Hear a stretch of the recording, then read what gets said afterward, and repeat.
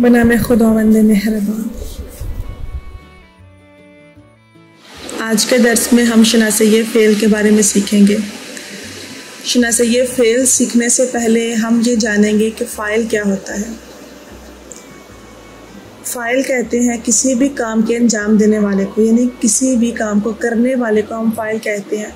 यहाँ तीन चीज़ें होती हैं, फ़ाइल, फ़ेल और मफ़ऊल।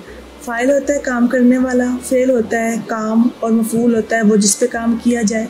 तो हम इनको साथ साथ मुख्तलिफ दुरुस में पढ़ेंगे। आज के दर्स में पहले हम फ़ाइल देखेंगे क्या होता है, फिर हम शनासय्य फ़ेल देखेंगे।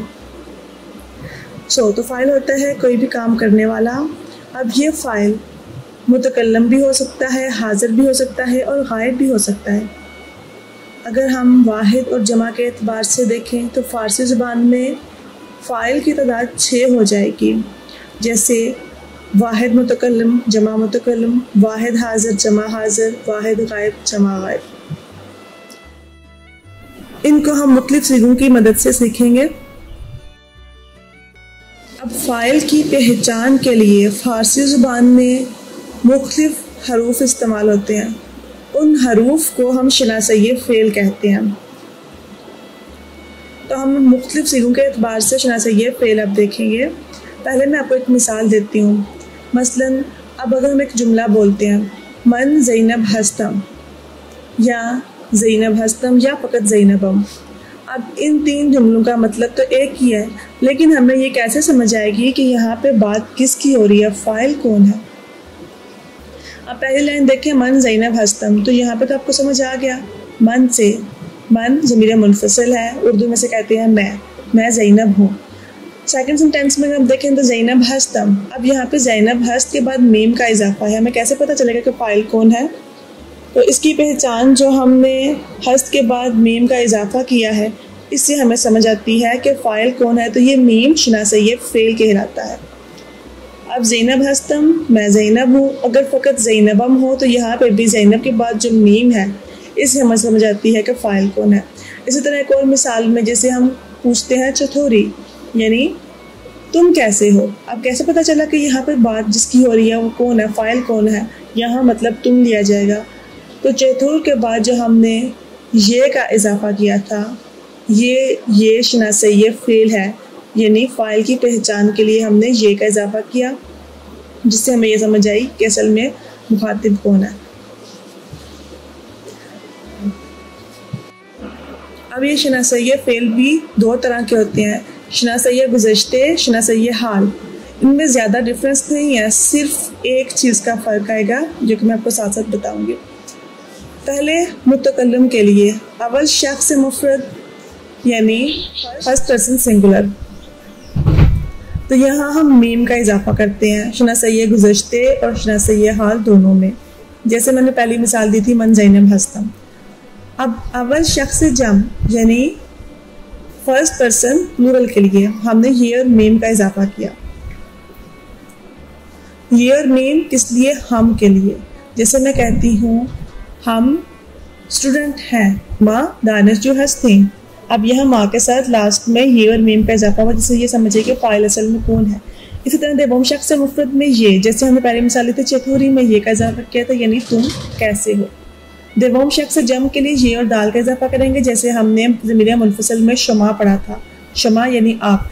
यहाँ पे आप दो चीज़ों के लिए था, एक इससे एहतराम से बात करने के लिए और एक जब एक से ज़्यादा हो। इसी तरह ये दल का इजाफा भी हम दो तरह से ही करेंगे, इससे एहतराम से बात करते हुए भी ये दल लगा सकते हैं, अगर एक से ज़्यादा से मुखातिब हों तब भी ये दल लगाएंगे। मसलन अगर हम किसी से कहते हैं, उर्दू में हम एक मिसाल लेते हैं, आप उस्ताद हैं। अब यहाँ पे आपका लफ्ज़ हम एक से ज़्यादा के लिए भी यूज़ करते थे और किसी से एहतराम से बात करते हुए भी। इसी तरह फ़ारसी में हम कहते हैं शुमा उस्ताद हस्तीर। अब यहाँ पे शुमा का वर्ड, उस्ताद हस्तीर के बाद ये और दाल का इजाफा, तो ये हमने एहतराम से भी किया और अगर एक से ज़्यादा से मुखातिब थे तब भी किया। सेवम शख्स से मुफ़रद, अब यहाँ पे बस एक चेंजिंग आएगी शनासय्य गुज़श्ते और शनासय्य हाल में। अब सेवम शख्स से मुफ़रद में शनासय्य गुज़श्ते में किसी भी चीज़ का इजाफा नहीं होगा।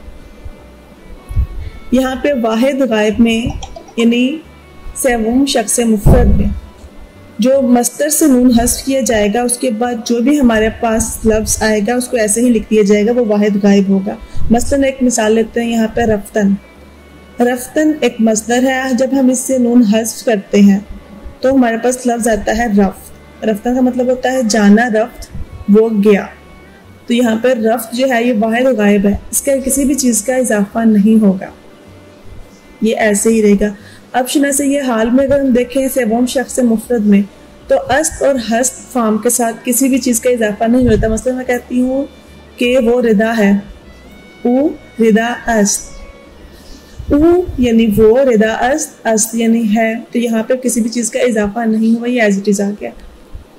लेकिन अगर दाश्तन मसदर हम देखें, दाश्तन यानी रखना इसका मतलब होता है, तो इससे जो सीधा हाल बनता है वो इंशाल्लाह मैं आपको बाद में नेक्स्ट लेक्चर्स में बताऊंगी। तो ये होता है दारत, हम दाल का इजाफा करते हैं शनासय्य हाल में सेवम शख्स मुफ्रद के लिए यानी वाहिद गायब के लिए दाल का इजाफा कर देते हैं दाश्तन मसदर में। जैसे ऊ खिताब दारद, उसके पास किताब है या वो किताब रखता है। अगर मैं कहती हूँ मेरे पास किताब है तो मैं कहूँगी मन खिताब दारम, दार के बाद मेम का इजाफा किया था, लेकिन वाहिद गायब में हमने दाल का इजाफा किया था दारद में। सेवम शख्स जम, यहाँ पे नून और दाल का इजाफा होगा, शनासय्य गुज़श्ते में भी हो, शनासय्य हाल में भी, इसमें भी कोई चेंजिंग नहीं होती, एज इट इज़ रहता है। मसलन मैं कहती हूँ कि वो सब स्टूडेंट्स हैं, उसके लिए वो ओन्हा दानिश जो हस्तंद, तो ये ऐसे ही रहेगा। तो ये हमारे शनासय्य फेल थे। उम्मीद करते हैं आपको इसकी समझ आ जाएगी। इंशाल्लाह नेक्स्ट दरूस में हम मज़ीद डिटेल के साथ ग्रामर के टॉपिक्स को पढ़ेंगे। इस्म, फेल, हर्फ और ये शनासय्य फेल कहाँ कहाँ इस्तेमाल होता है, किस तरह से, किन जुमलों में। और मसलन प्रैक्टिस के साथ हम ग्रामर की भी क्लासेस साथ रखेंगे। अगर आपको किसी भी चीज़ की समझ ना आए तो आप कमेंट सेक्शन में पूछ सकते हैं। खुदा ने कहता।